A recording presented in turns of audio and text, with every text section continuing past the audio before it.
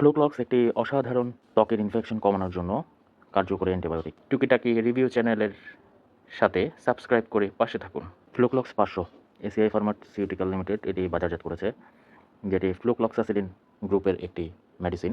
এটি মূলত অ্যান্টিবায়োটিক যা ব্যাকটেরিয়াজনিত সংক্রমণ, বিশেষ করে ত্বক এবং নরম টিস্যুর সংক্রমণ যেমন সেলুলাইটিস, ফোড়া এবং সংক্রমিত বিভিন্ন ক্ষত চিকিৎসার জন্য ব্যবহৃত হয়।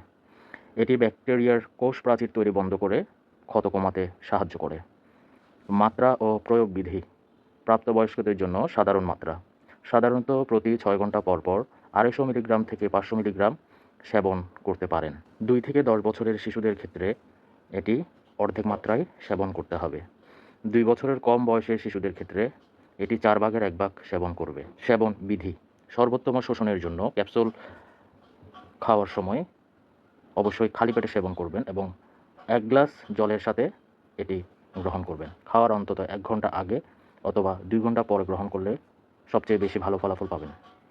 সম্পূর্ণ কোর্স: সংক্রমণ পুনরায় ফিরে আসা রোধ করতে এবং অ্যান্টিবায়োটিক প্রতিরোধ এড়াতে সর্বদা আপনার ডাক্তারের দ্বারা নির্দেশিত সম্পূর্ণ কোর্সটি সম্পন্ন করুন। গর্ভাবস্থা ও স্তন্যদানকালে ফ্লুক্সাসিলিনের জন্য ইউএসএফডিএ প্রেগন্যান্সি ক্যাটাগরি হলো বি।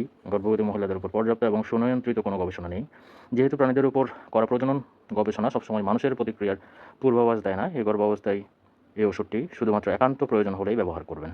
ফ্লুক্লক্সাসিলিন মানুষের বুকের দুধে নিঃসৃত হতে দেখা গেছে, তাই স্তন্যদানকারী মায়েদের ক্ষেত্রে ফ্লুক্লক্সাসিলিন দেওয়ার সময় সতর্কতা অবলম্বন করা উচিত অথবা ডাক্তারের পরামর্শ অনুযায়ী সেবন করবেন। পার্শ্ব প্রতিক্রিয়া: সাধারণত পার্শ্ব প্রতিক্রিয়াগুলোর মধ্যে রয়েছে হালকা পেট খারাপ, বমি বমি ভাব, বমি বা ডায়রিয়া। পরিপাকতন্ত্রের কিছু সাধারণ পার্শ্ব প্রতিক্রিয়া দেখা গেছে, যেমন বমি বমি ভাব, বমি, ডায়রিয়া, বদহজম এবং অন্যান্য ছোটোখাটো গ্যাস্ট্রোইন্টেস্টাইনাল সমস্যা অর্থাৎ গ্যাস্ট্রিকের বা গ্যাস্ট্রিক রিলেটেড বিভিন্ন সমস্যা। এগুলো ছাড়াও র্যাশ, আর্টিকারিয়া, পাতুরা, জ্বর, ইন্টারস্টিশিয়াল নেফ্রাইটিস, হেপাটাইটিস এবং কোলেস্ট্যাটিক জন্ডিসের খবর রয়েছে।